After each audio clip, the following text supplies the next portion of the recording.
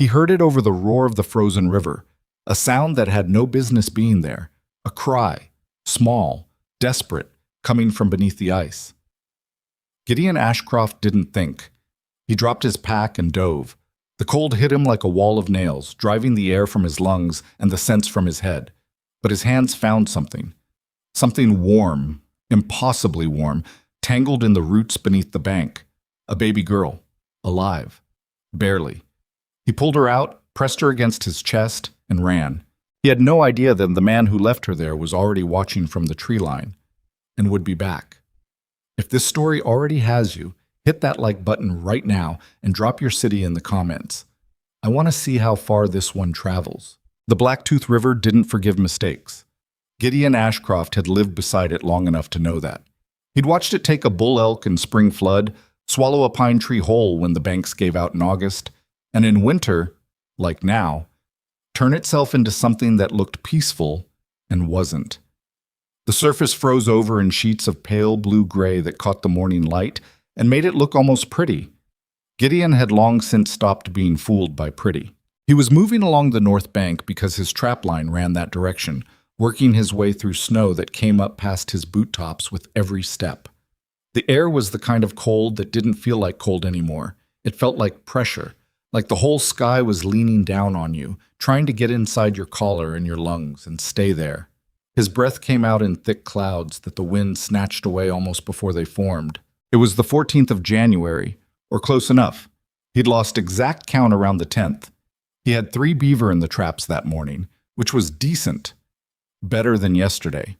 He reset the lines, adjusted the position of the second set near the beaver dam that had been building since October, and was halfway through his mental arithmetic, pelts to trade value to provisions, provisions to weeks, when he heard it. He stopped walking. The sound came again, thin and high, nearly swallowed by the wind. An animal, he thought first. A hawk, maybe. Or the way sound could bend strange over moving water even when the surface was frozen. But it came again. And Gideon Ashcroft had spent 22 years alone in the mountains, and he had heard a great many things, and he had never heard a hawk that sounded like that. He turned toward the river. The bank dropped here, maybe 6 feet down to where the ice began. There was a tangle of exposed willow roots along the edge where the earth had given way during the last melt season, and the roots hung down over the frozen water like crooked fingers. He moved to the edge and looked.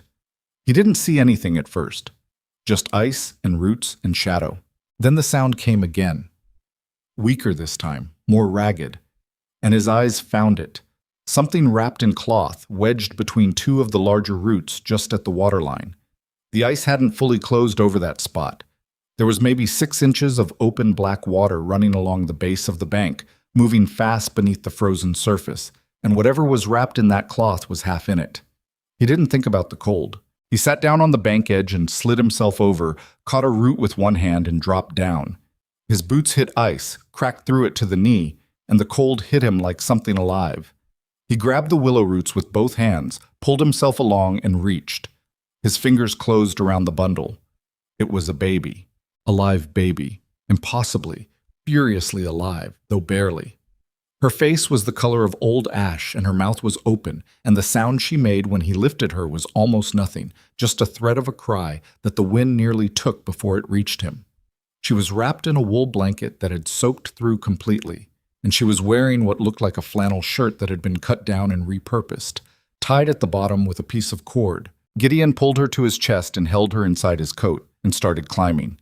Getting back up the bank one-handed in wet boots on frozen mud was about the ugliest thing he'd done in recent memory. And recent memory included a black bear that had gotten into his root cellar 2 autumns back. He got a root, lost it, grabbed another, dug the toe of his boot into the earth hard enough that it held, and pushed. Then he was over the edge and onto flat ground, and he was running. He ran the full 1.5 miles back to the cabin without stopping.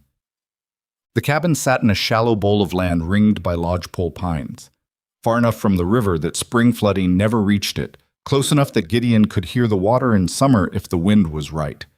He'd built it himself 11 years ago, replacing a trapper's dugout that had been there longer than anyone could say.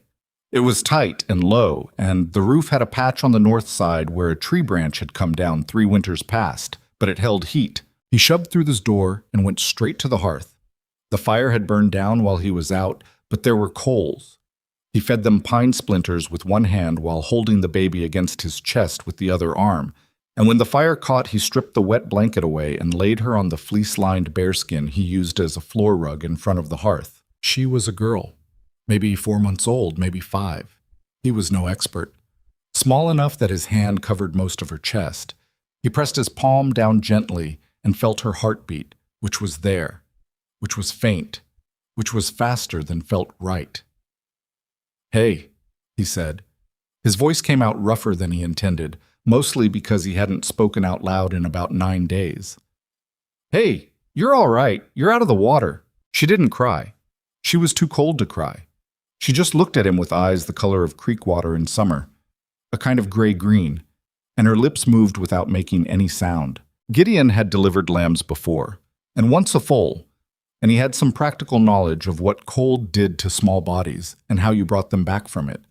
He knew you didn't put them near direct heat too fast. He knew you warmed them slow. He stripped off his own coat and wrapped her in it, held her against his body, and sat down on the floor in front of the fire. "You picked a hell of a place to end up," he said. She closed her eyes. "Don't do that." He shifted her slightly, rubbed her back through the coat. "Not yet." She opened them again. He sat there for a long time, just warming her. Outside, the wind had picked up. It found the gaps around the door and under the eaves and came in cold and mean, and the fire worked against it.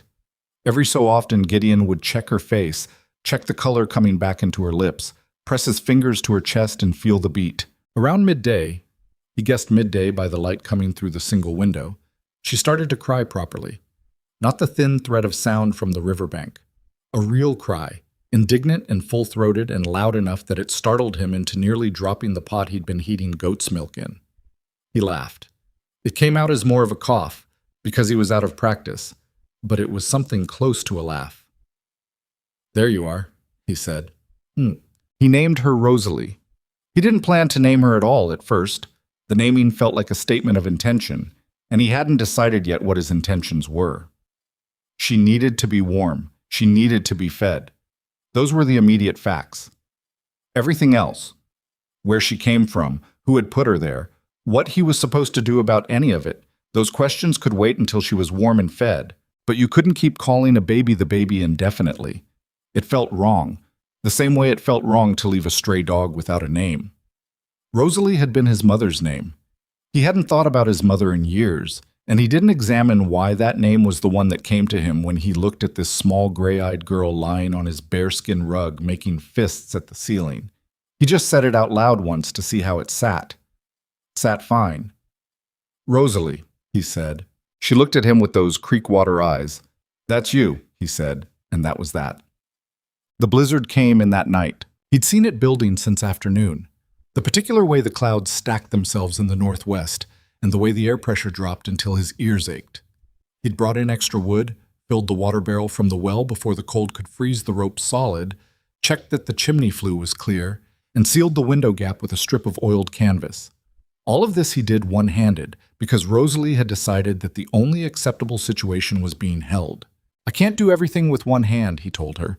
She made her opinion of this clear. He did everything with one hand. By dark, the storm had arrived in full, and the sound of it was something.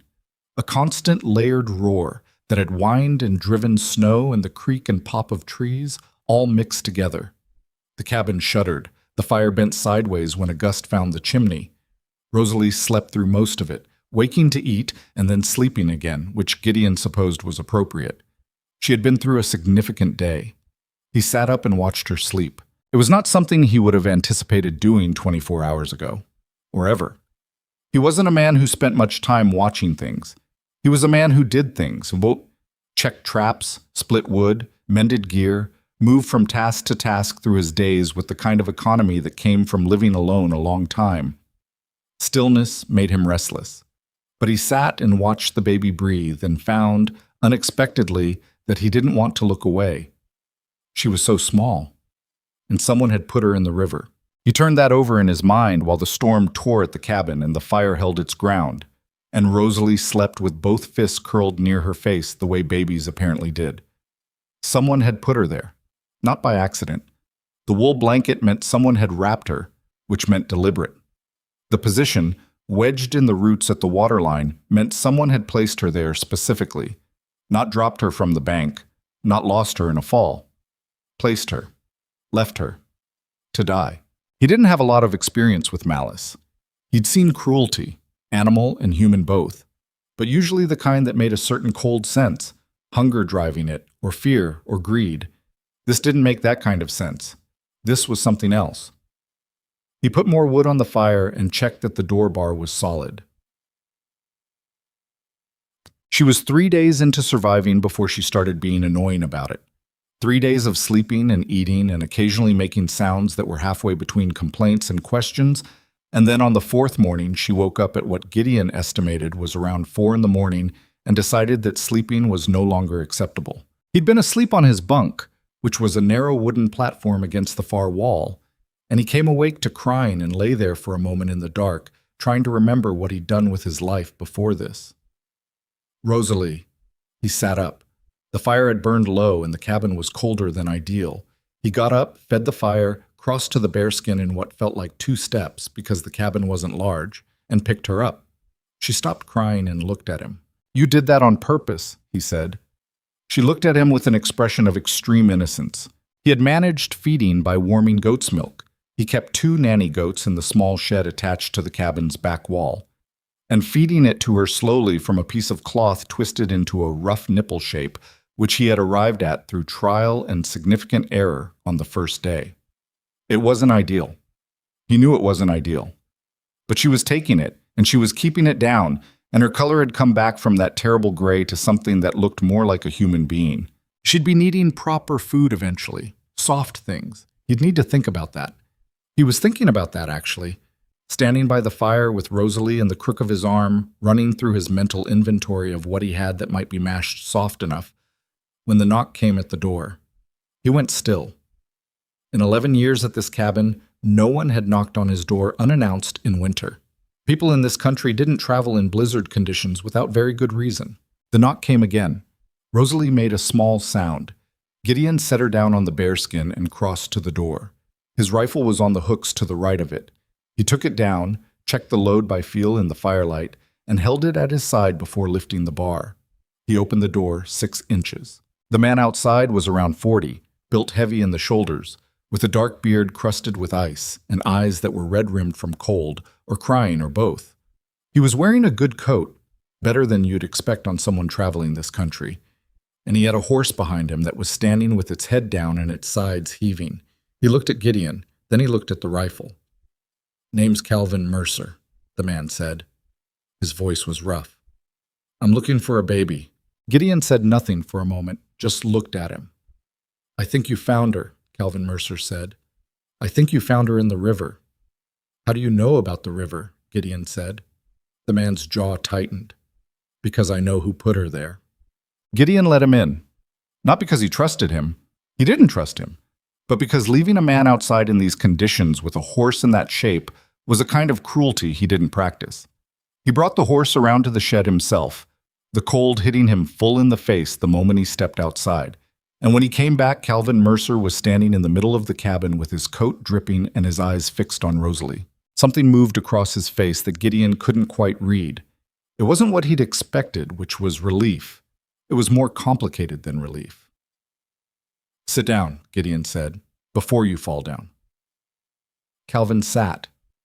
He sat on the single wooden chair like a man who'd had the legs cut out from under him. He pressed both hands over his face and held them there. Gideon put water on for coffee and waited. "Her name's Rosalie," Gideon said after a while, because it seemed like the man needed an anchor. Calvin lowered his hands and looked at the baby, and his expression curdled into something that Gideon didn't like at all. "That's not her name." "It is now." "Her name is—" He stopped, rubbed his face again. "Her mother called her something. I don't remember what. Her mother's dead." Gideon turned to look at him properly. "Dead how?" "Childbirth." He said it flat, like a word he was tired of. 3 months ago. She wasn't strong. She'd been sick most of the pregnancy. The baby came too early, and Clara didn't make it through the night. Clara was her mother. My sister-in-law. He paused. My brother's wife. My brother died the previous spring. Fever. He was 28. He stopped again. Then the baby's born early, and Clara dies, and 2 weeks later my father falls off a horse and breaks his neck. 3 deaths in a family in less than a year.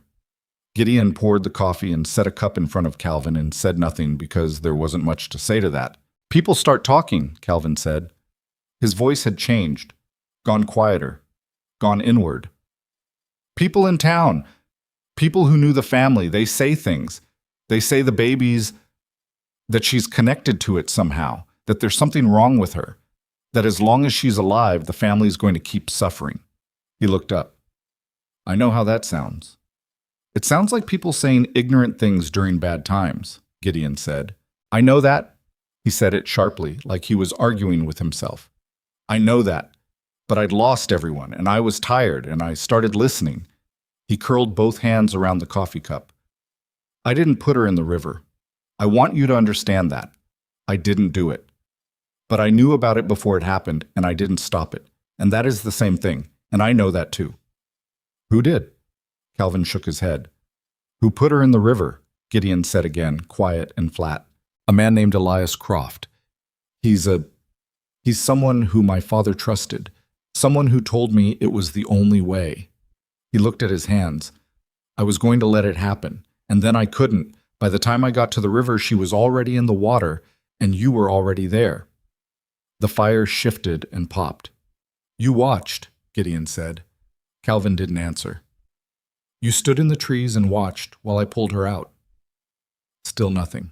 And then you waited 4 days, Gideon said, before you came to my door. Calvin set the coffee cup down. I didn't know what to say. What are you saying now? He looked at Rosalie. She had fallen asleep again, which she did at astonishing speed and at completely unpredictable intervals. Her fists were curled near her face. Her chest rose and fell. I came to get her, Calvin said, to take her back, to take care of her properly. You just told me you knew she was going to be put in a river and didn't stop it. I know. And now you want to take her home. She's my blood. Gideon picked up his coffee cup and held it in both hands and looked at this man across the small space of the cabin. Outside, the wind was still going, had been going for 3 days now with no real pause, just occasional moments where it seemed to collect itself before hitting again. She's not going with you, Gideon said. Calvin went very still. Not tonight, not in this storm. Gideon kept his voice even, and not after, until I know more than I know right now. You'll sleep here tonight, and we'll talk in the morning. But I'll tell you plainly, I pulled her out of a river that someone put her in while you watched from the trees. That's what I know. I don't know enough else about you to hand a baby over. You don't have the right. Maybe not, Gideon said. But she's here, and you're there. And that's how it is tonight. Calvin looked at him for a long moment. His expression was hard to read. There was anger in it, and grief, and something else that might have been shame. He didn't push it. He took the blanket Gideon offered him and lay down on the floor near the fire, and Gideon took his bunk with the rifle close at hand, and Rosalie slept between them on the bearskin, utterly indifferent to the situation. Il passes. In the morning, Calvin was gone.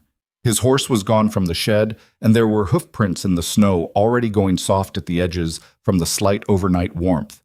He'd left before first light. He'd left without a word.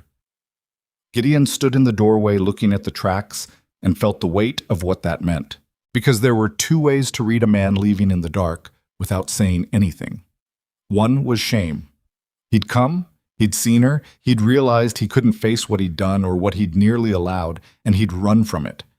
That was one reading. The other was that he'd gone back to that man named Elias Croft. Gideon stood there a while longer. The morning was clear and bitter, the sky a hard pale blue after the storm, and the snow that had come down in the last 3 days had buried everything in the landscape to a new depth, so that familiar shapes were gone, and everything looked startled and flat and new. Behind him, from inside the cabin, he heard Rosalie begin to make the sounds that meant she was waking up and had opinions about it. He went back inside. He fed her and changed her. He'd worked out a system involving cut-down flour sacking, and when she had eaten and was looking at him with that solemn Creekwater gaze, He looked back at her and tried to think clearly about his situation. He was a trapper. He was 41 years old. He lived alone by preference and design and had done so for the better part of 2 decades, moving west and then further west and then north, until he had arrived at exactly the amount of distance from other people that felt right to him. He had no wife, no family within any reasonable distance, no close friends. He knew the marshal at Harlan's Crossing, 30 miles east, and the trading post operator, and a few of the other trappers who worked this range, but none of them well enough to call on for something like this. He had a baby. He had a baby whose uncle had come in the night and left before dawn without the baby, which suggested either a change of heart or a change of plan. He had a man somewhere named Elias Croft, who had put this baby in a river. He had a storm that had blown itself out and left 30 miles of passable, barely, snow country between him and any kind of help. He looked at Rosalie. She looked back at him. "I'm not what you need," he said. "I want to be honest about that." She made a sound that was not agreement and not disagreement. "I don't know anything about babies. I figured out the milk thing, but that was mostly luck. You need a woman who knows what she's doing, or a town with a doctor, or both." He paused. "What you don't need is a 41-year-old trapper who talks to himself." She reached up and grabbed his finger. She did it without looking, like it was just what hands were for, and she held on with a grip that was surprising for something so small. He sat there and let her hold his finger, and outside the lodge poles were still shedding snow from their branches in sudden, soft avalanches when the wind touched them, and the fire was holding, and the cabin was warm, and for a moment there was nothing else. "Rosalie," he said. She didn't look at him. She was focused on his finger. "I don't know how any of this is going to go," he said. That was honest. That was the most honest thing he could say. He didn't know if Calvin Mercer would come back or come back with others. He didn't know what the law would say about a man keeping a found baby in a frontier cabin. He didn't know if he could give her what she needed or if trying would be the most presumptuous thing he'd ever done in a presumptuous life. He knew she was warm. He knew she was fed. He knew that when he'd pulled her out of the black water, she had been alive by a margin thin enough that it still made something cold move through his chest when he thought about it. He knew that no one who had put a baby in a river was going to come to this cabin and leave with that baby. That was what he knew. He gently unhooked his finger from her grip, stood up, and went to get his rifle. He had trap lines to check, and they wouldn't check themselves, and Rosalie would sleep for another 2 hours at least. He knew her rhythms now, or was beginning to. But before he went out, he did something he hadn't done before. He looked at the door bar, looked at the window, checked the bolt on the shed door where his goats were, and thought about the fact that this cabin, which had always been a place no one wanted to reach, might now be a place someone had reason to find. He checked his rifle again, powder and ball, good flint, the lock working smooth. Then he went out to his trap lines, and he worked through the cold and the new snow, and he thought about a man named Elias Croft. And when he came back 2 hours later, Rosalie was still sleeping, and the fire was still going, and everything was the same. For now. It was the for now that he couldn't stop thinking about. That provisional quiet before whatever was coming decided to arrive. He put the beaver on the line to skin later, and he sat down and he watched the door. 4 days of quiet after Calvin Mercer rode away before dawn. 4 days of Gideon checking the tree line every time he stepped outside, reading the snow for tracks that weren't his own, listening past the ordinary sounds of wind and settling timber for anything that didn't belong. Nothing came. The trap lines produced well. Rosalie ate and slept and woke and cried and slept again. And Gideon moved around her with the careful, slightly awkward attention of a man learning a new skill he hadn't asked to learn. He was getting better at the flour sack arrangement. That was something. On the 5th morning, he was outside splitting wood. Rosalie in the sling he'd rigged from a length of canvas strapping, which she tolerated better than he expected and which left both his hands free, which mattered, when he heard horses. More than one. He counted hoofbeats the way you counted gunshots, automatically and without deciding to. 3 horses. Maybe 4. He set the axe down and picked up the rifle that was leaning against the woodpile. They came out of the trees to the south, which was the direction of the main trail. Calvin Mercer was in front. Behind him were 2 men Gideon didn't know, one broad across the chest with a shotgun laid across his saddle, one younger and thinner and nervous-looking, sitting his horse badly. And behind them, riding a gray mare with the ease of someone who'd spent most of his life on horseback, was a 4th man, The fourth man was the one Gideon looked at longest. He was older, 60, maybe, with white hair and a close-trimmed white beard, and a good coat that fit him well, and a face that had the particular kind of stillness that came from being accustomed to other people doing what he said. He rode up to about 30 feet from where Gideon was standing and stopped, and the others stopped with him. "Mr. Ashcroft," the older man said. His voice carried easily in the cold air, practiced voice, used to rooms. "You'd be Elias Croft," Gideon said. A small pause. "Calvin told you about me. He told me your name." Croft looked at Rosalie, visible in the canvas sling against Gideon's chest. His expression didn't change much, but something moved behind his eyes. "We've come for the child." "I heard you the first time," Gideon said. "Calvin already made that trip." "Calvin came alone." Croft glanced sideways at the man with the shotgun, then back at Gideon. "I thought more company might be useful." Gideon looked at Calvin, who was sitting his horse with his eyes fixed somewhere past Gideon's left shoulder, not meeting his gaze. He looked like a man who'd argued with himself all the way here and lost. "I'll tell you what I told him," Gideon said. "She's not going with you." Croft tilted his head slightly. "You found a child in a river. I understand the instinct to help, but she has family.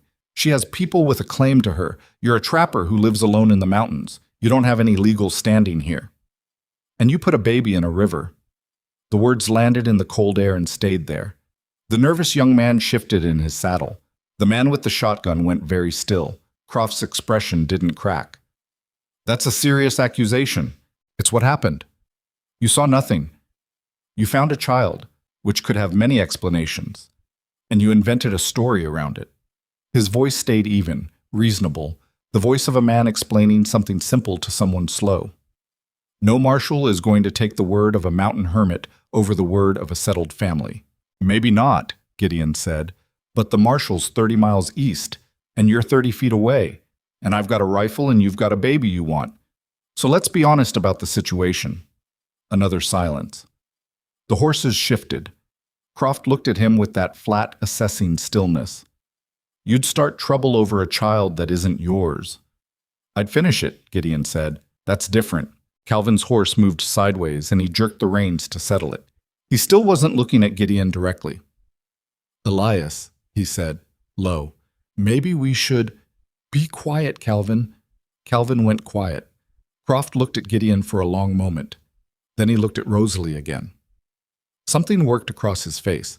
Not quite anger and not quite calculation, but a combination of the two that Gideon didn't find reassuring. "We'll come back," Croft said. "I'll be here," Gideon said. Croft turned his horse and rode back into the trees, and the two men went with him. Calvin lingered for a moment, finally meeting Gideon's eyes, and what was in his face was hard to look at. A man swimming in something he couldn't find the bottom of. "He's not going to let this go," Calvin said. Quiet, like he didn't want Croft to hear. "I know that. He's got more men. He's got influence in Harlan's Crossing. He's had influence in this territory for a long time. Why are you telling me this?" Calvin looked at Rosalie. The hard, complicated expression shifted into something raw. "Because I'm telling you," he said, and then he turned his horse and followed the others. Gideon stood by the woodpile until the sound of hooves faded, then stood there a little longer, just to be certain. Rosalie had slept through the whole thing, which was either the best or worst thing about her. He went inside and started reinforcing the door. He worked on the cabin's defenses for the better part of 2 days, which he'd never had to think about before. He was realistic about what he had. 1 rifle, 1 pistol, enough powder and ball to make several exchanges unpleasant for whoever was on the receiving end, and a position inside solid timber walls with only 1 door and 1 window. The window he shuttered from inside and braced. The door bar he thickened with an extra piece of hardwood he cut from a plank in the shed floor. He also dug a fire line in the snow around the cabin, scraping back to bare earth where he could, on the logic that a man who wanted to force you out without getting shot could use fire to do it. That was the one he worried about most. Rosalie, who had no understanding of any of this, developed during this period a strong preference for being carried over being set down, which complicated the carpentry considerably. He ended up with the canvas sling on most of the time, working around her, and she would ride against his chest with her head against his collarbone, and watch whatever he was doing with an expression of serious attention, like she was taking notes. "You're not helping," he told her on the second afternoon. She grabbed his beard. "That's the opposite of helping." She held on. He'd started talking to her more than he expected to. Not baby talk. He didn't have that mode, or if he did, he'd forgotten it too long ago to recover it. He talked to her the way he talked to himself when he was working through a problem, which was methodically and without much flourish. He told her about the reinforcements he was making and why. He told her about the snow conditions and what they meant for anyone trying to move quietly through the trees. He told her that Elias Croft was the kind of man who was used to getting what he wanted, and that people like that tended to make mistakes when they didn't get it, and that the mistakes were usually what you waited for. She listened with great apparent seriousness. "You're a weird baby," he said. She made a sound that might have been agreement. "Son." They came back on the seventh night. Not Croft himself. Croft was smarter than that. He sent 4 men on foot through the pines from the north, which was the approach Gideon had considered least likely because the terrain was worse that direction, which was exactly why it was the approach he watched most carefully. He didn't sleep. He'd laid Rosalie in the bunk with a rolled blanket wedged alongside her so she couldn't roll, and he'd taken up position in the chair near the window with a gap in the shutter he could see through without showing a light.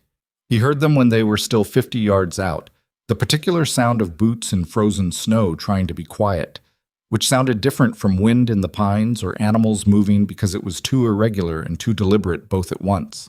He moved to the door and put his mouth close to the gap between the door and the frame. "I can hear you," he said, loud enough to carry. "I've got a rifle on the window and a pistol on the door, and the first man who gets within 20 feet is going to have a very bad night." Silence outside. "I know Croft sent you. I know he wants the child. She's not coming out of this cabin, and neither am I, and if you try to burn me out, I will open this door and I will burn the rest of you myself." He paused. "Go home. Tell him what I said." More silence. Then the sounds of retreat. Feet in snow. Faster now, no longer caring about quiet. He stayed at the door until he was certain they were gone. Then he checked Rosalie, who was still asleep and appeared to have no opinion about any of it. He sat back down in the chair and pressed his hands flat on his knees to stop them shaking. They shook anyway for a while before they stopped. He was one man. He knew that. He'd known it going in. But knowing a thing and living inside it were different, and living inside it. This particular cabin, this particular child, this particular man who wanted her dead and had the resources to be patient about it, pressed down on him with a weight that was harder to manage in the small hours of the night than it was in daylight. The fire was low. He built it up. Rosalie woke a little before dawn, and he fed her and she fell back asleep against his shoulder, and he didn't put her down. He sat in the chair with her and the rifle across his knees and watched the window go from black to gray to the pale flat light of a winter morning. He had to get to Harlan's Crossing. He'd been avoiding that conclusion because the trip meant 30 miles of open country with a baby in winter conditions and Croft's men somewhere in the trees. But staying was running out of options. Croft would try again, and the next try would be smarter. He had the numbers, the patience, and the motive, and whatever Gideon had managed so far had been holding back a tide with his hands. He needed a marshal. He needed the law on record, some kind of official acknowledgement that Rosalie existed and that he had her, and that what had happened to her in the river was not going to be quietly erased. He needed witnesses. He looked at Rosalie. "We're going to have to go into town," he said. She was half asleep. She made no objection. "It's going to be cold," he said, "and it's going to take most of 2 days, and you're going to hate most of it." She opened one eye at him. "I know," he said. "I'm sorry." He left before full light, with Rosalie bundled inside his coat in the sling and a buffalo robe lashed over them both for the wind. He took the northern route, through the bad terrain because it was the route Croft's men used, and therefore, if they'd gone back the way they came, it was the route least likely to have anyone watching it now. His horse was a solid gray gelding named Nothing in Particular, and it moved through the deep snow with the careful economy of an animal that had spent its working life in this country. The cold was significant. He kept Rosalie against his body where she could feel his warmth and he could feel her breathing, and he talked to her intermittently through the buffalo robe in a low voice, partly to keep her calm, and partly to keep himself from thinking too much about what would happen if Croft had someone watching the trail. They were 6 miles out, maybe 7, when a rider came up behind him. Gideon's hand went to the rifle in its scabbard before he'd consciously decided to reach for it, and he turned the gelding sideways across the trail. The rider held up both hands. Empty hands. Calvin Mercer. He was alone. His horse was lathered like he'd been riding hard, and he looked like a man who hadn't slept any better than Gideon had. "I'm not with them," Calvin said. "You were with them 2 days ago." "I know." He dropped his hands but kept them visible. "Elias told me last night what he's planning. He's not going to stop at men in the woods. He's going to go to the county seat and file paperwork, claim the child died, claim she was never found, or claim you stole her. He's got connections. He can make that story stick if he gets to it first." Gideon looked at him for a long moment. The gelding shifted under him. "You're telling me to hurry," Gideon said. "I'm telling you I'll ride with you," Calvin said. "To the marshal. I'll tell him what I know, what I did, and what I didn't do." His voice dropped. "She's my blood. And what was done to her, what I let be done, I can't fix that. But I can do this." The wind came through the pines and sent a shower of snow off the branches above them. Gideon studied Calvin's face. He was looking for the calculation in it, the angle, the thing underneath the thing. He found grief instead. Genuine and tired, and the kind that didn't perform itself. "You ride ahead of me," Gideon said, "where I can see you." "All right." "You do anything I don't like, I will not hesitate." "I know that," Calvin said. "Then move." Calvin turned his horse and started down the trail, and Gideon fell in behind him, and the three of them moved through the cold mountain morning toward Harlan's Crossing, with the weight of everything that had happened sitting between them like a fourth rider. Rosalie slept inside the buffalo robe, her breath warm against Gideon's chest, entirely unaware that two men who had failed her in different ways were now riding through the snow to do something about it. Harlan's Crossing wasn't much of a town. It had a main street that was really just a widening of the trail, a trading post, a livery, a saloon that doubled as a boarding house, a one-room schoolhouse that sat empty half the year, and a marshal's office that shared a wall with the barber. In summer, it had maybe 200 people within a day's ride. In January, it had considerably fewer, and the ones who remained moved through the cold with their heads down and their business in their pockets. Gideon rode in with Calvin Mercer at his side and Rosalie against his chest, and drew exactly the kind of attention he'd hoped to avoid. A woman outside the trading post stopped and stared. Two men by the livery turned and watched. He kept his eyes on the marshal's office and didn't slow. The marshal's name was Hale Dunmore.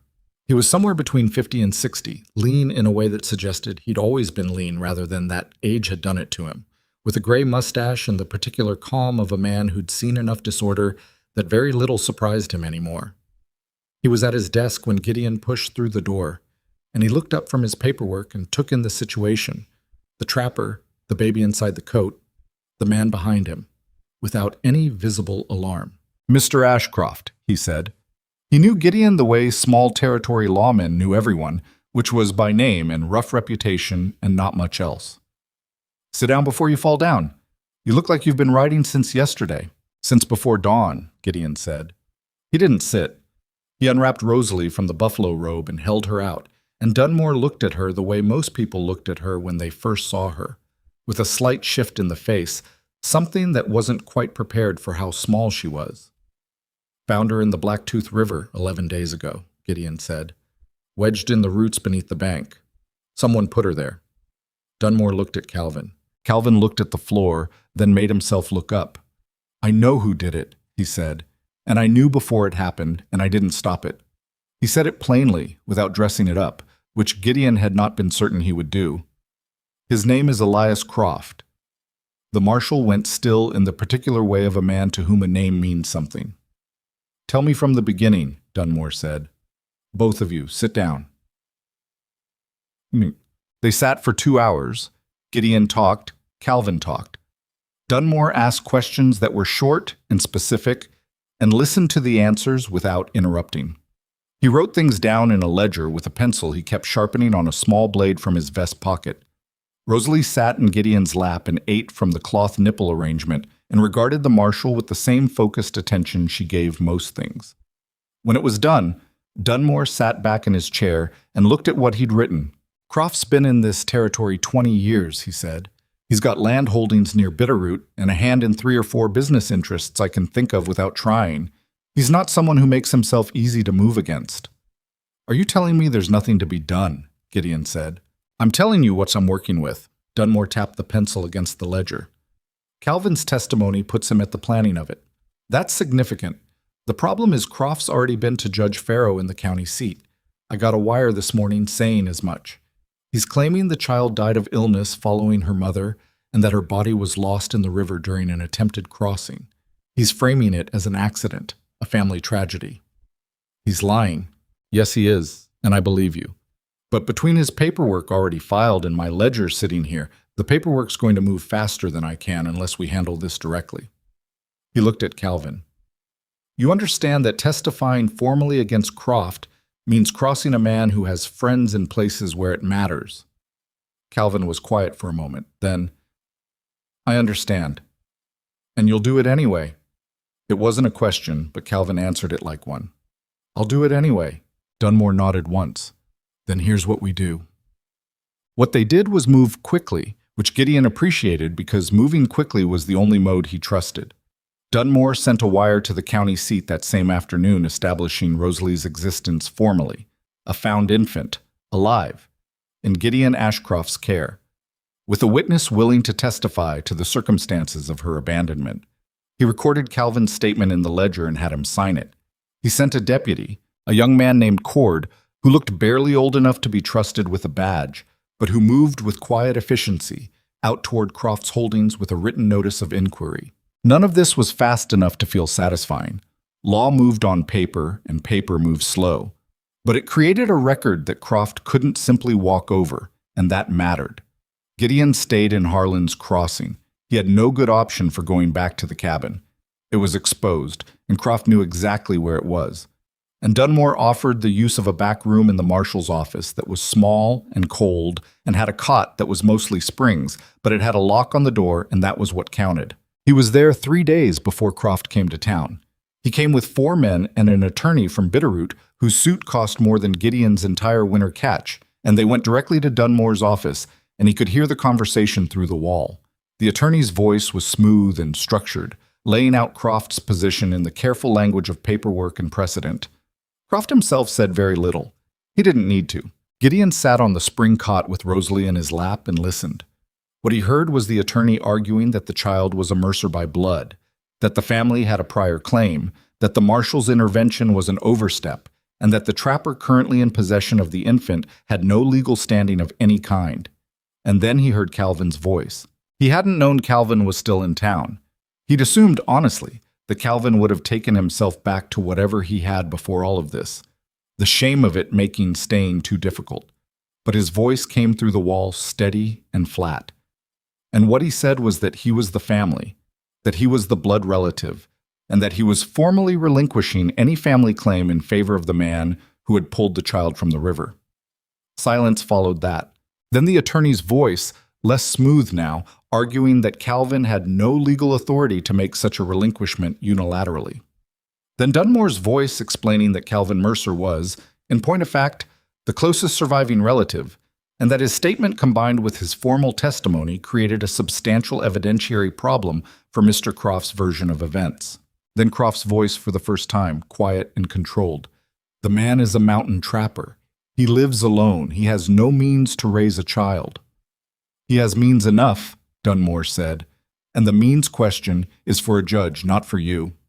The conversation went around twice more, and then it stopped, and Gideon heard boots on the floor, and then the outer door, and then nothing. He looked at Rosalie. "Your uncle," he said, and stopped, because he wasn't sure how to finish that. "He did something today." She grabbed his thumb with both hands. "Croft didn't leave town." That was the first sign that this wasn't going to end with paperwork. He took a room at the saloon, and his 4 men took rooms beside him, and the attorney sat up at the table nearest the stove and started writing things. The town felt different with them in it, a pressure, the way the air felt before a storm, but not a weather storm. Gideon could feel people watching him when he moved around. Not hostile watching, mostly. More like the watching you did when something was happening that you didn't fully understand and you were waiting to see which way it went. The woman from the trading post had come to Dunmore's office the first morning and offered goat's milk and a clean blanket for the baby, which Gideon had accepted without much grace, but accepted. The barber had nodded at him in a way that felt like more than a nod. Small things, but he noticed them. On the second afternoon of Croft's presence in town, Gideon was outside the marshal's office when two of Croft's men walked past. They didn't stop. They didn't say anything. But one of them looked at him with a particular kind of flatness that Gideon had seen before in men who were deciding whether something was worth the cost. That night, Dunmore came to the back room. "He's pressuring Judge Farrow directly," Dunmore said. "He sat down on the floor because there was only the cot. Farrow's not corrupt, but he's not unaware of which direction influence runs. If Croft gets the hearing framed as a property dispute rather than a child welfare matter, he's got a stronger argument. How do you stop that? By making it public enough that framing it quietly becomes impossible." Dunmore looked at him. "I need to ask you something, and I need a straight answer." "Ask." "Are you prepared to stand in front of a judge and say you want legal guardianship of this child? Not temporarily, not as a finder's claim, as her father." The words sat in the room. Gideon looked at Rosalie, who was asleep on the cot rolled in the clean blanket the trading post woman had brought.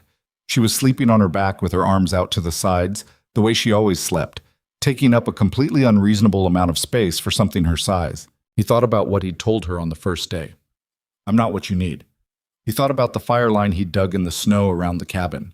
He thought about the 7 days of learning her rhythms, the flour sacking, the particular sound she made when she was about to cry that gave him about 30 seconds to do something about it. He thought about sitting in the chair through the dark hours with the rifle across his knees and her breathing against his shoulder. "Yes," he said. Dunmore studied him. "You understand what that means. A judge is going to look at you. A single man, no family, living alone in the mountains, and he's going to have questions. I know that. You're going to have to stand up and answer them. I know." The marshal was quiet for a moment. "All right," he said. "Then I'll request the formal hearing. Judge Farrow will come out from the county seat. Shouldn't be more than a week. Until then, you stay close and you don't give Croft or his men any reason to make this messier than it already is." "What about Calvin?" "He's still here. He's been at the saloon, which is not ideal given that Croft is also at the saloon, but Cord's keeping an eye on it. Croft's not going to do anything to Calvin in the middle of town." "No," Dunmore agreed. "But men say things, and Calvin's carrying enough weight without someone adding to it." He stood up. "Get some sleep." He left. Gideon lay on the cot with Rosalie tucked against his side and the rifle within reach, and stared at the ceiling. "Father." The word still sat there, unchanged, waiting to be examined. He was not a man who examined words very carefully. He was more comfortable with the thing itself than with what you called it. But this one felt like the kind of word that meant something different once you said it out loud in an official room, like a door that only opened from one side. He thought about his own father briefly, which he didn't do often. A hard, economical man who'd worked a farm that barely produced enough and who had communicated primarily through the assignment of tasks. Not cruel, not warm, just present in the way a fence post was present. There, functional, not something you went to with your troubles. Gideon had left at 17 and not looked back, and had told himself for 20 years that he didn't miss what he'd never had. And that was true enough to live with. He looked at Rosalie. He'd been telling her things for 11 days. Not important things. The weather, the traps, the mechanics of what he was doing around the cabin. Nothing that would mean anything to her. She couldn't understand words. But she watched him when he talked, and she reached for his hand when he held it near her, and she slept easier when she could feel him close. He didn't know if that was parenthood or just mammal warmth. He suspected it might be both. The third morning, Croft made his move, and it wasn't paperwork. Gideon was at the trading post getting provisions when he heard raised voices from the direction of the saloon. He came out onto the main street and saw a crowd forming, the specific gathering posture of a frontier town when something was happening that people weren't sure they should stop or just watch. Calvin was in the street outside the saloon. One of Croft's men, the broad one with the chest, the one who'd had the shotgun out at the cabin, was standing in front of him. The man wasn't touching Calvin, but he was standing close, talking low, and Calvin looked like a man holding himself together with the last of his available grip. Croft was on the saloon porch. watching. Gideon was across the street and moving before he'd decided to move. He put himself between Calvin and the broad man and looked at the broad man from about 4 feet away. "Walk back inside," Gideon said. The man looked at him. "This is a private conversation. It's the middle of a public street." "Gideon," Calvin's voice behind him, strained. "Leave it. I can handle—" "You need to mind your business," the broad man said to Gideon. "This is my business," Gideon said. "The man you're pressuring is the only material witness to what Elias Croft ordered done to that baby. You know that, and Croft knows that, and now everyone standing on this street knows it too." He said it loud enough to carry. He watched heads turn.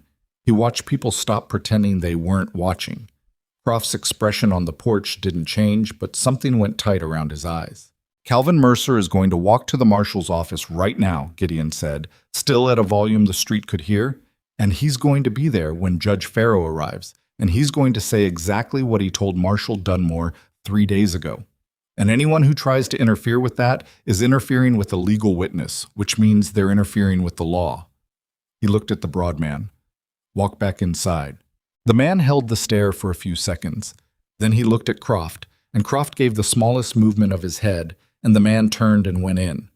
The crowd didn't disperse immediately. It hung there in the way crowds do when something was almost something and then wasn't. People waiting to see if there was more. Croft came down off the porch. He walked toward Gideon slowly and stopped 3 feet away. And what was on his face now was visible in a way it hadn't been before. The controlled calculation was still there, but underneath it something else had come up. Something older and less polished. "You think standing in a street changes anything," Croft said. "I think you came here to make Calvin disappear before the hearing," Gideon said. "And now 50 people have heard his name and why he matters. So yes, I think it changes something." Croft looked at him for a long moment. "You're a man with no family, no land, no standing. You found a child in a river and you've decided that makes you something." He kept his voice quiet, almost conversational. "The judge is going to see exactly what you are." "Maybe," Gideon said. "But he's going to hear what Calvin says first." He turned and walked Calvin toward the marshal's office and didn't look back, though every part of him was listening for movement behind him. There wasn't any. When they were inside with the door closed, Calvin sat down heavily on the bench against the wall and pressed both hands over his eyes. His shoulders were shaking. Not crying, just the aftermath of holding still when every instinct was screaming. "He got to 2 of the men who were with him at the cabin," Calvin said. "They're not going to testify. He convinced them I was the one who ordered it." "What about the nervous young one?" Calvin looked up. "Petrie." He thought about it. "Petrie's got a wife and a kid in Bitterroot. Croft's got a hand in his family's land agreement. So he's leverage. Everything's leverage with Elias." He let his hands drop. "I grew up watching him and my father do business together. I never saw it for what it was until—" He stopped. "Until Rosalie." Calvin nodded. Cord came in from the back and Dunmore right behind him. Dunmore had the look of a man who'd watched the street scene from a window and was working out what it meant. "That was bold," Dunmore said to Gideon. "It was necessary. It was also effective." He sat at his desk. "Farrow arrives in 4 days. Between now and then, Calvin doesn't go anywhere alone, and neither do you." "And Croft?" Dunmore picked up his pencil. "Croft stays right here where I can watch him, which is exactly where I want him." Outside, the street had gone back to its usual January quiet. But the town felt different now. Not the waiting-to-see posture of before. Something had shifted in the watching. People had heard what Gideon said. They'd seen Croft's man back down. They were thinking about what it meant, and in a small town in a hard winter, people thinking was not nothing. Gideon went back to the small cold room and sat on the spring cot. Rosalie was awake and complaining about it, and he picked her up and she stopped complaining and looked at him. 4 days, he told her. She grabbed his collar. "We just have to hold it together for 4 more days." She pulled on his collar with both hands like she was trying to straighten it, and the absurdity of that, this tiny person in a borrowed blanket attempting to fix his appearance before a hearing she had no awareness of, made something in his chest do a thing he didn't have a word for. He held her a little tighter and watched the wall and waited. Judge Farrow arrived on the 4th day as promised, which Gideon had not entirely believed would happen. He came in a covered wagon with a clerk and a second horse tied behind, and he was smaller than Gideon expected. A compact man in his late 50s with steel-rimmed spectacles and a brown coat that had seen better decades. He didn't look like much, but Dunmore straightened slightly when he walked in, the unconscious adjustment of a man in the presence of someone whose authority he respected, and that told Gideon more than appearance did. Pharaoh set up in the schoolhouse, which was the largest interior space in Harlan's Crossing that wasn't a saloon. The desks were pushed to the walls and a table brought in for the judge and the clerk, and by the time the hearing started, there were more people in that room than the building had probably ever held, which was saying something for a one-room schoolhouse. Gideon sat on a bench in the front with Rosalie in his lap. Calvin sat beside him. Dunmore stood near the door. Across the aisle, Croft and his attorney occupied the opposing bench, the attorney with his papers already organized and a pen in his hand, Croft with his hands folded and his face composed. Judge Pharaoh looked at both sides of the room. Then he looked at Rosalie for a moment, and his expression didn't change, but something moved behind his eyes. "Let's begin," he said. "Then—" The attorney went first, which Pharaoh allowed, and he was good at what he did. He built Croft's case the way you built a fence, methodically, post by post, so that by the time he was done, it looked solid from a distance. The story he told was of a grieving family, multiple tragedies in close succession, a child born into hardship whose death, he chose that word carefully, death, as if it were already established fact, had been incorrectly recorded as accidental. He presented paperwork from the county seat.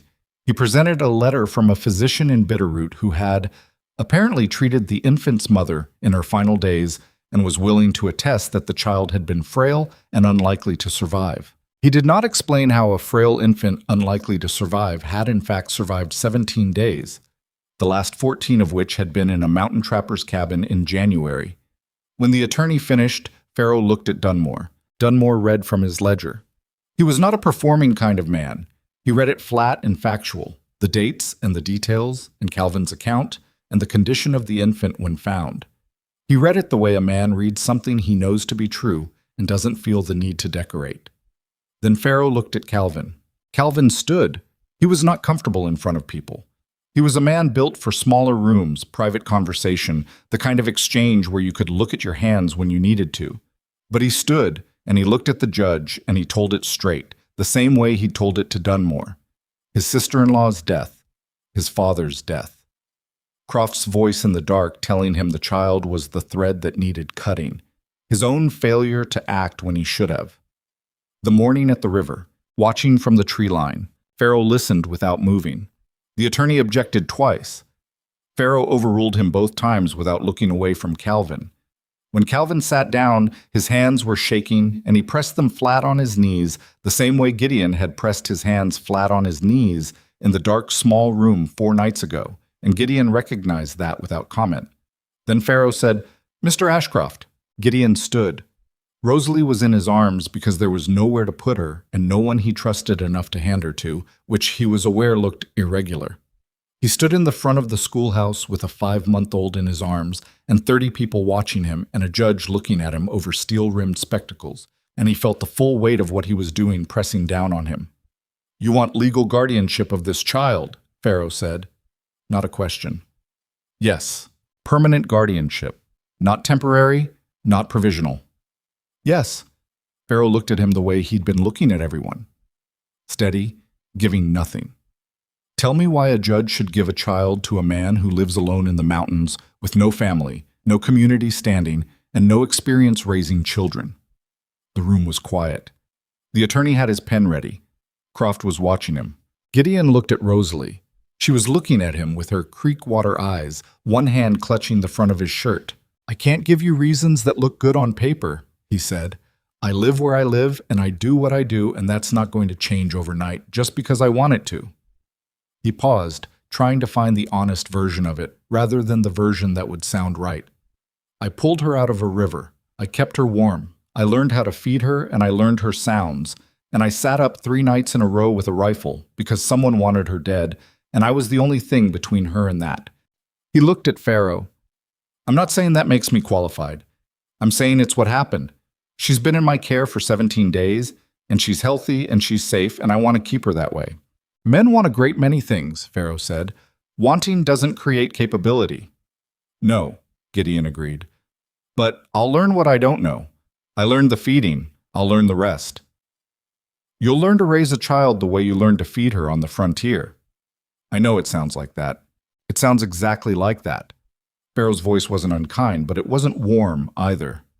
This child will need schooling. She'll need community. She'll need things that a cabin on the Blacktooth River cannot provide. I know that too. And Gideon was quiet for a moment. And I don't have an answer for that yet. I've been keeping her alive. I haven't had time to plan past that. He shifted her slightly in his arms. But she'd have an orphanage instead. And I know enough about what those look like to know what I'd be handing her to. The room was still quiet. Pharaoh looked at him for a long time. Then he said, "Sit down," and looked at the room. And so, what happened next surprised Gideon, though he should have paid more attention to the way the room had been sitting. The woman from the trading post stood up. Her name was Margaret Slay, and she was somewhere in her 40s with a practical, no-nonsense manner and hands that showed the kind of work she'd been doing her whole life. She addressed the judge without being invited to, which created a short, tense moment, and Pharaoh let it go by. "I want to say something," she said. Pharaoh gestured for her to proceed. "I've been watching that man with that baby for 4 days," she said, nodding at Gideon. "He came in here from the mountains alone, and he went straight to Hale Dunmore instead of running from it.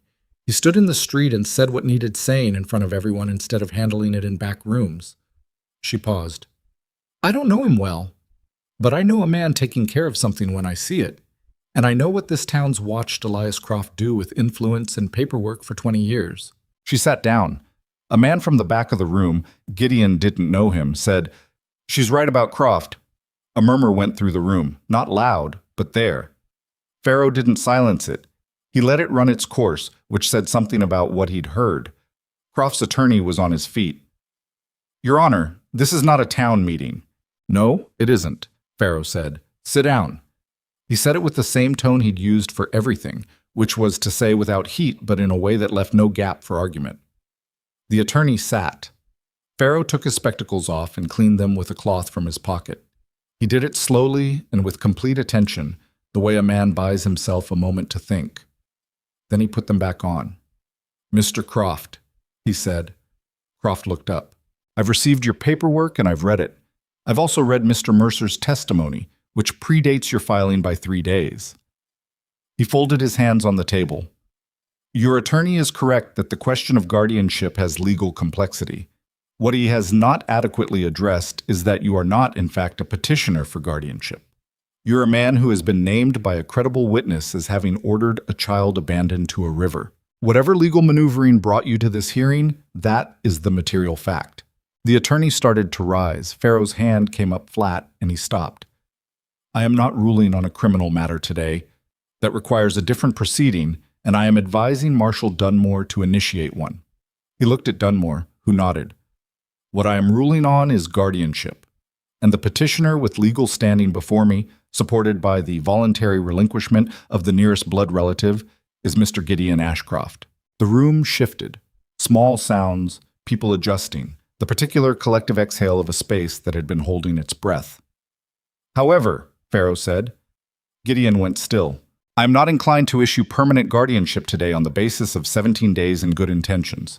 What I am prepared to issue is a provisional order in 6 months, during which Mr. Ashcroft will demonstrate that the child's welfare is being adequately met." He looked at Gideon over the spectacles. "This means contact with this court. It means that child is seen by a physician before spring. It means you make a reasonable effort toward the conditions she'll need as she grows. Schooling, community, the things I mentioned." He paused. "It means you don't just disappear back into the mountains and hope nobody checks." "I understand," Gideon said. "At the end of 6 months, if this court is satisfied, the guardianship becomes permanent." Gideon nodded. Pharaoh looked at him another moment. "Mr. Ashcroft." "Sir, I want to be direct with you. You said some honest things up there. You said you didn't have answers yet. I respect that more than I respect a man who has all the answers." He picked up his pen. "But I need you to understand that honest uncertainty is not a substitute for actual preparation. You have 6 months to figure out what you don't know. I suggest you use them." "Yes, sir." Farrow wrote in his ledger. His clerk wrote something. The attorney was speaking in a low, hard voice to Croft, whose composure had developed a crack in it, not broken, but visible, the way hairline fractures showed in river ice just before the weight became too much. Croft looked at Gideon. His expression was controlled, but beneath it was something that Gideon recognized because he'd seen it in animals that had been trapped. The calculation of a creature deciding whether to fight the trap or try to pull free of it. He leaned toward his attorney and said something quietly. The attorney shook his head. Croft said something else. Whatever he'd said, the attorney shook his head again. Croft stood. He straightened his coat. He looked at the room, at the people who'd been his neighbors and his business associates for 2 decades. And he looked at Calvin and at Gideon, and then he walked out the door without another word. His 4 men followed him. The attorney gathered his papers more slowly, not meeting anyone's eyes. The cold outside was a relief after the closeness of the schoolhouse. Gideon stood on the step with Rosalie against his shoulder and breathed the January air and felt something in his chest unknot by degrees, like a rope that had been wound too tight gradually finding slack. Calvin came out behind him. They stood together for a moment without talking. Down the street, Croft's men were bringing horses out of the livery. The attorney climbed into a wagon. Croft mounted without looking back and rode east toward Bitterroot, and his men went with him, and after a while the sound of horses was gone. "He'll push for the criminal proceeding to go nowhere," Calvin said. "He's got connections. It might work." "Maybe," Gideon said. Dunmore seemed like he knew how to handle it. "Dunmore's good. But Croft's been working this territory a long time." He paused. "I'll stay to testify, however long it takes." Gideon looked at him. "You don't have anything to go back to?" Calvin was quiet for a moment. "Not much. The farm's in debt. The house is, He shook his head. "No, not much." They were quiet again. "What you did in there," Gideon said.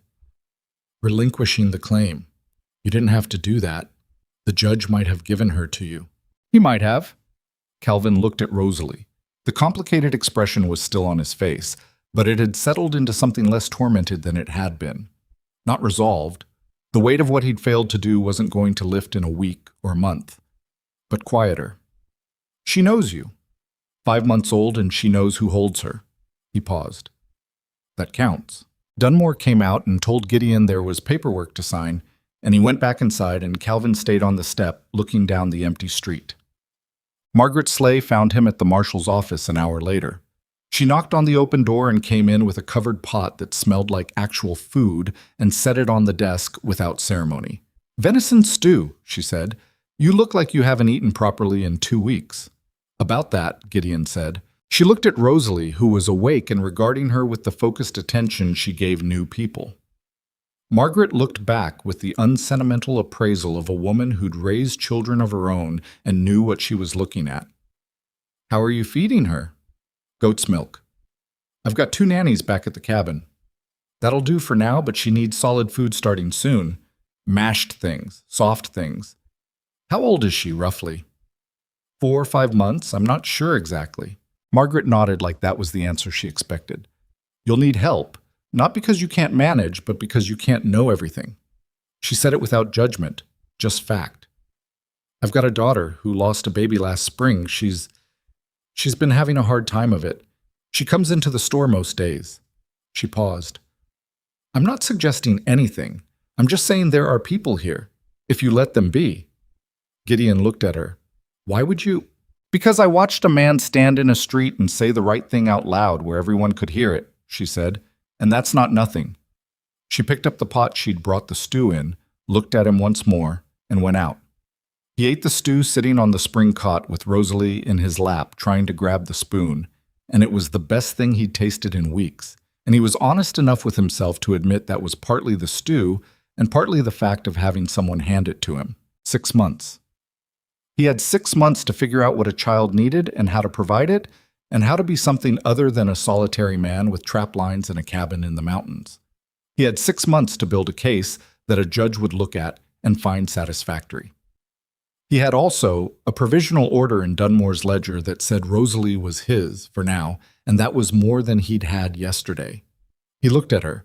6 months, he told her. She had his spoon. She was examining it with great seriousness, turning it in her small hands like she was trying to understand what it was for. "I know," he said. "I know it's not settled yet, but it's something." She looked up at him, and the spoon was forgotten, and she looked at him the way she did when nothing else was happening. Direct, calm, like she was checking that he was still there. He was still there.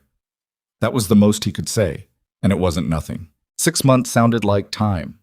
It turned out to be a different thing entirely when you were living inside it. Gideon went back to the cabin in February after Dunmore was satisfied that Croft's immediate threat had been contained.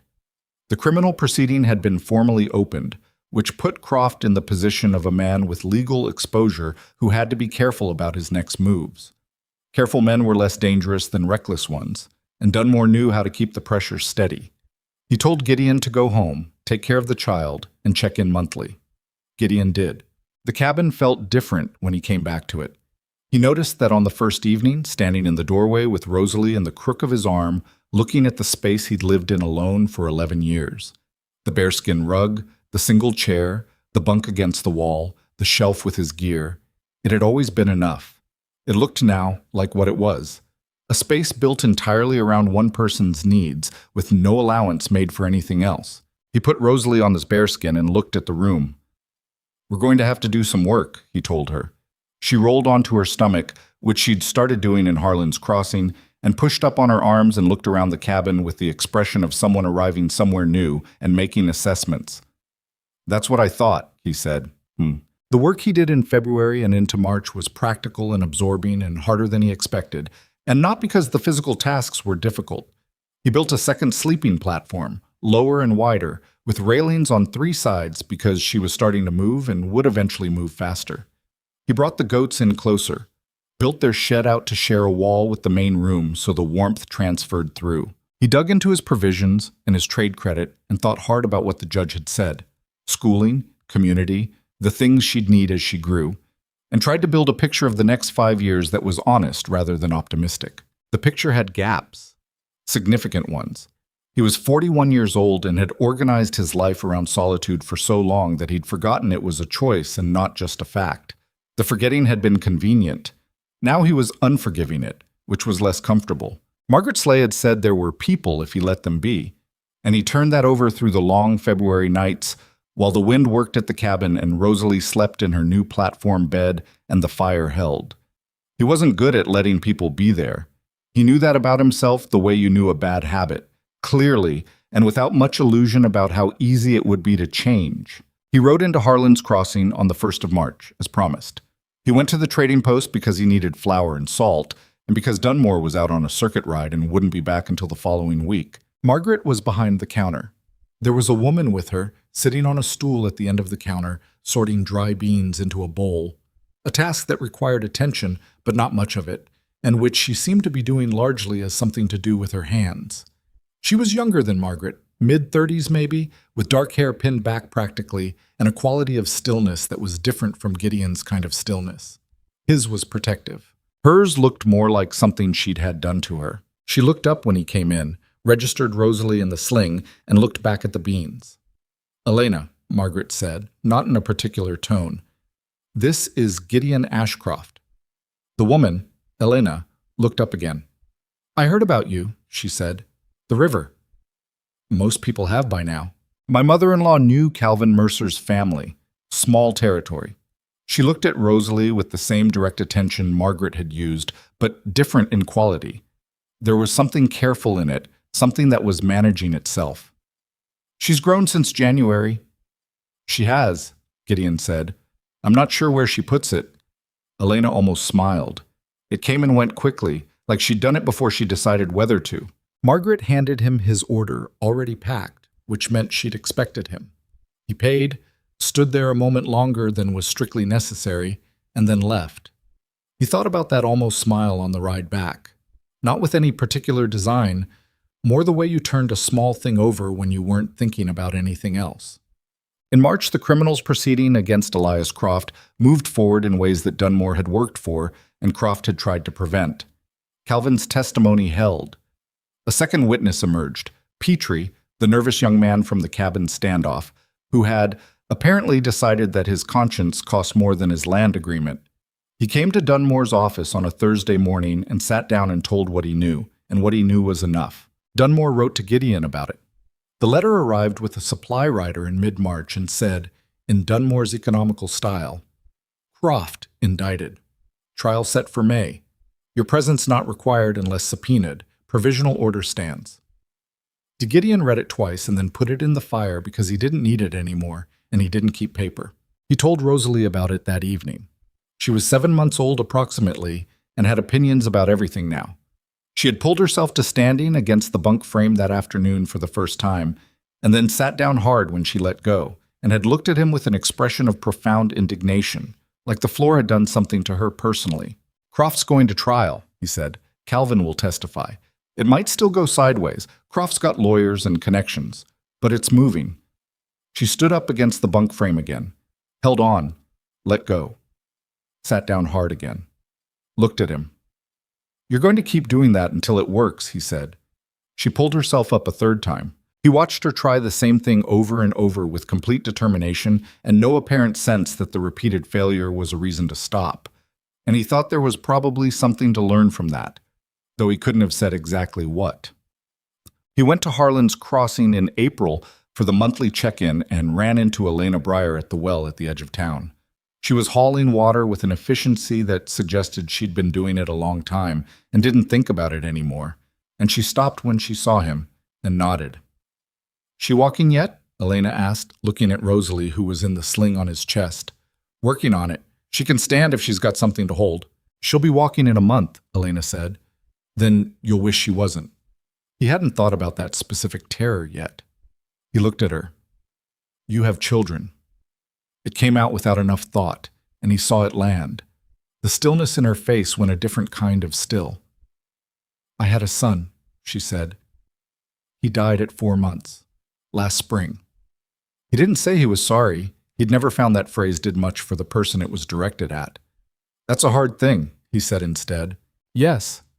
She picked up the water bucket and looked at him for a moment with an expression that was evaluating something. Your baby needs soft food now if she's not already getting it. Mashed root vegetables, cooked grain. Her stomach can handle more than milk. Your mother mentioned that. Did you do it? I tried mashed parsnip. She threw it. Elena's mouth did the almost smile again, and this time it went further before it stopped. Try sweet potato. Cook it soft and mash it with a little of the goat's milk. Start with small amounts. All right. She walked toward the trading post. He watched her go for a moment. Not with longing exactly, but with a kind of recognition of something he didn't fully have a name for yet. May came with the trial and the slow, noisy arrival of Montana spring, which was less the gentle warming that the word implied and more like the land arguing with itself about whether winter was actually finished.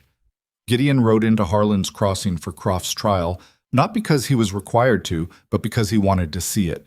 The trial ran 3 days. He wasn't in the room for most of it. He had Rosalie, and she was not conducive to quiet legal proceedings, but he was in town.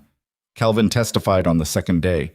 Gideon saw him come out of the building after, and they sat on the step together for a while without talking, the way they sometimes did now, comfortable enough in the shared silence that neither of them felt the need to fill it.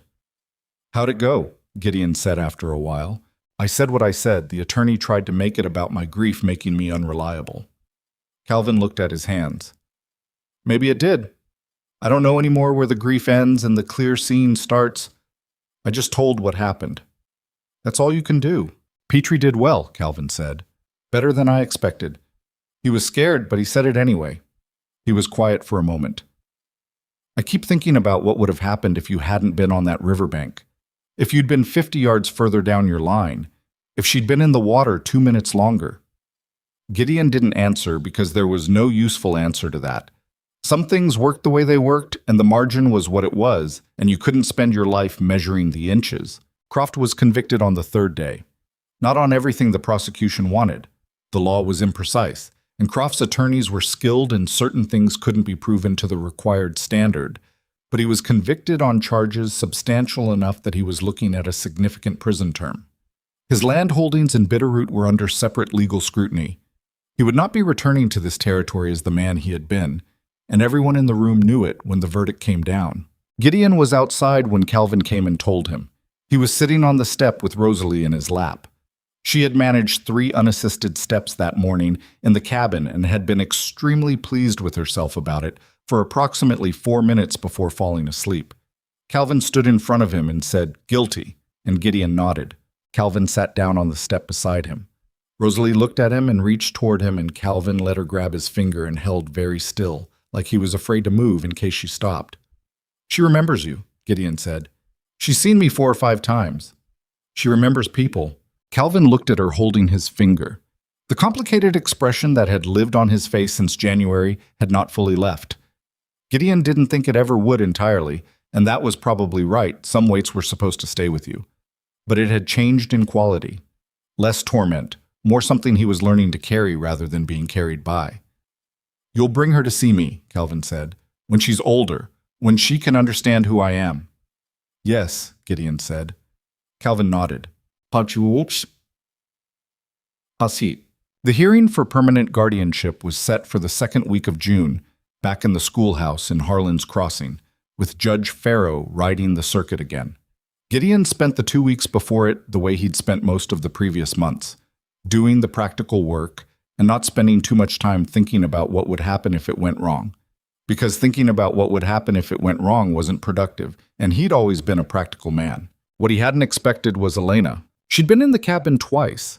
Once in late April, when he'd mentioned he was trying to figure out how to handle solid feeding, and she'd offered to show him, because showing was more useful than explaining. And once in early May, when Rosalie had developed a cough that scared him more than he wanted to admit, and Elena had come out from town with Margaret and assessed the situation with the calm of someone who had dealt with sick children before and knew the difference between worrying sick and waiting sick.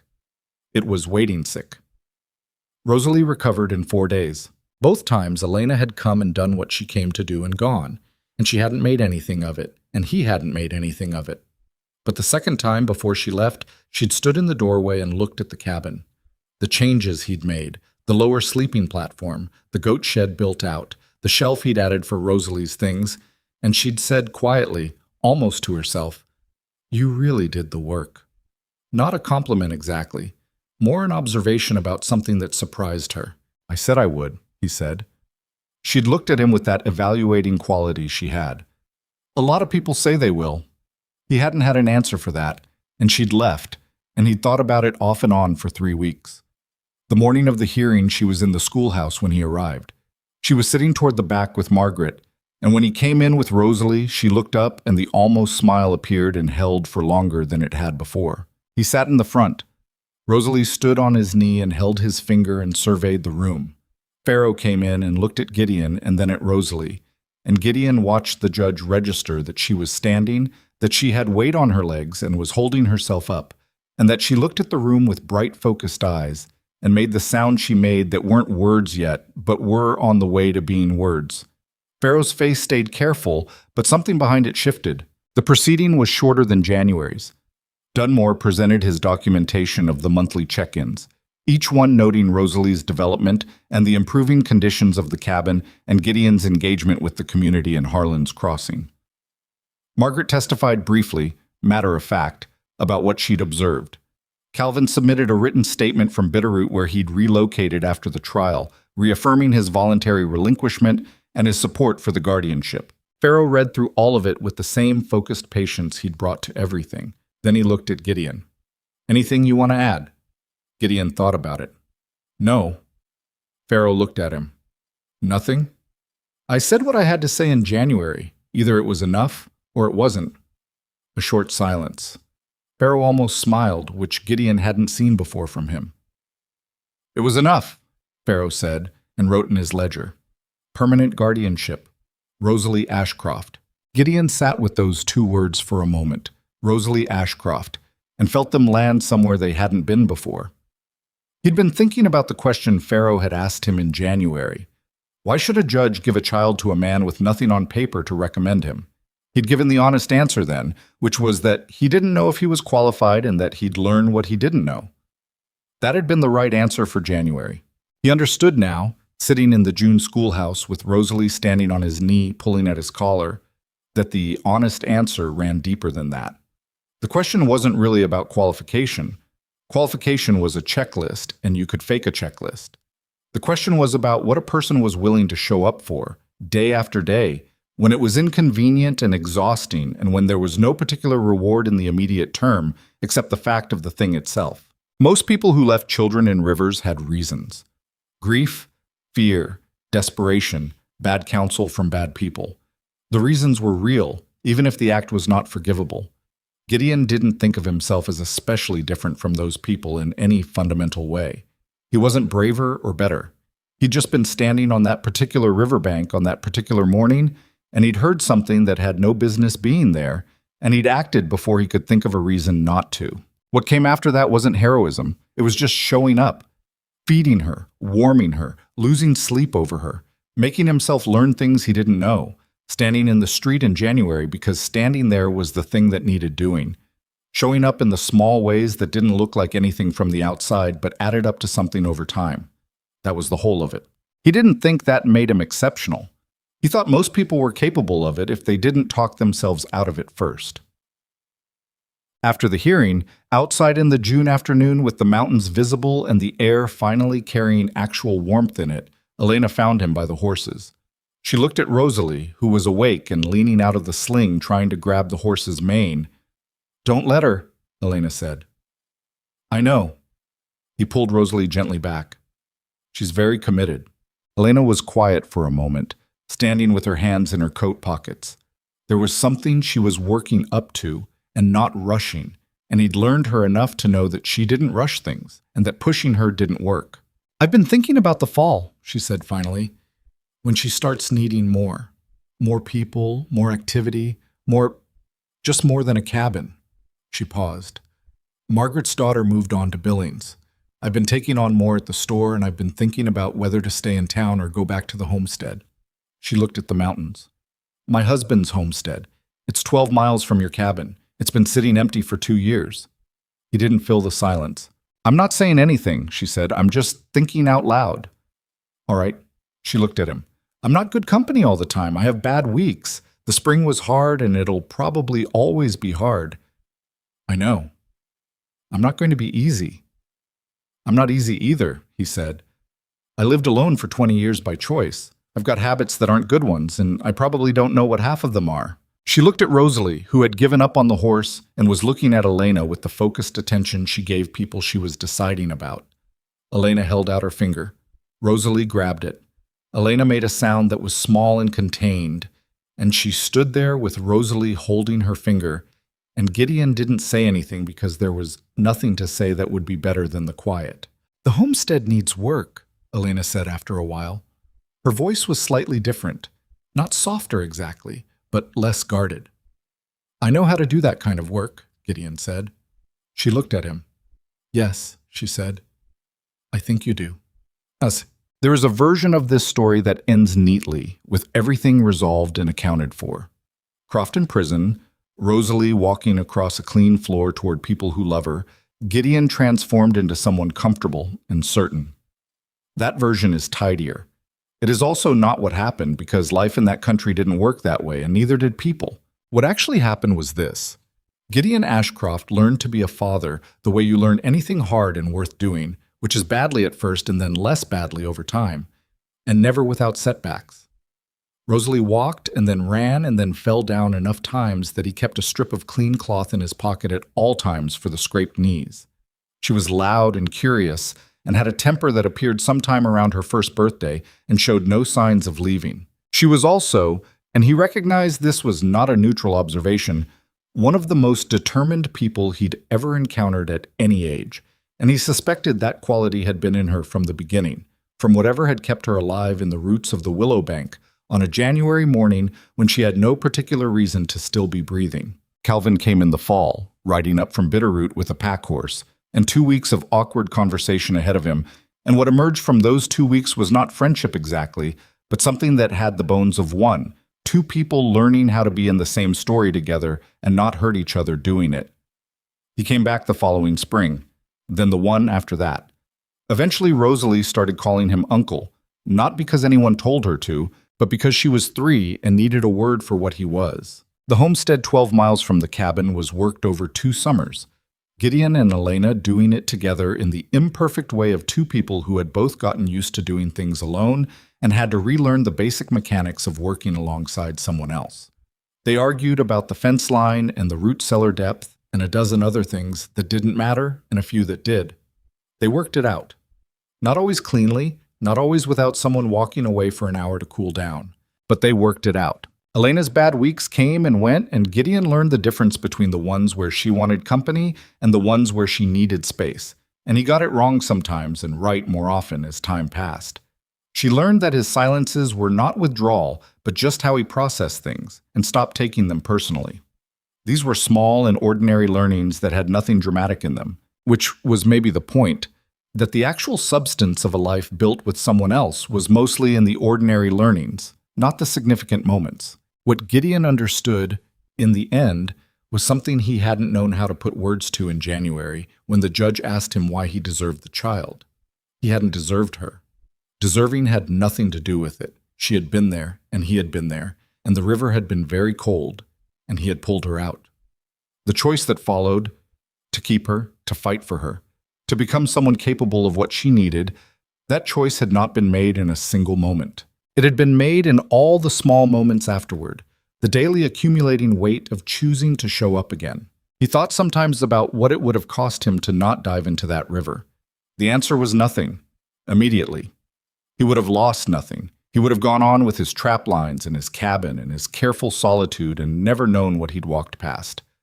That was the thing about certain moments. They didn't announce themselves as the kind that mattered.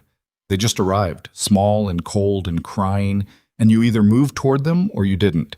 He had moved toward one. Everything after that was just the consequence of that motion. The long, difficult, imperfect, unremarkable consequence of a man deciding that some things were worth more than the life he'd already built. He never quite got used to being called father.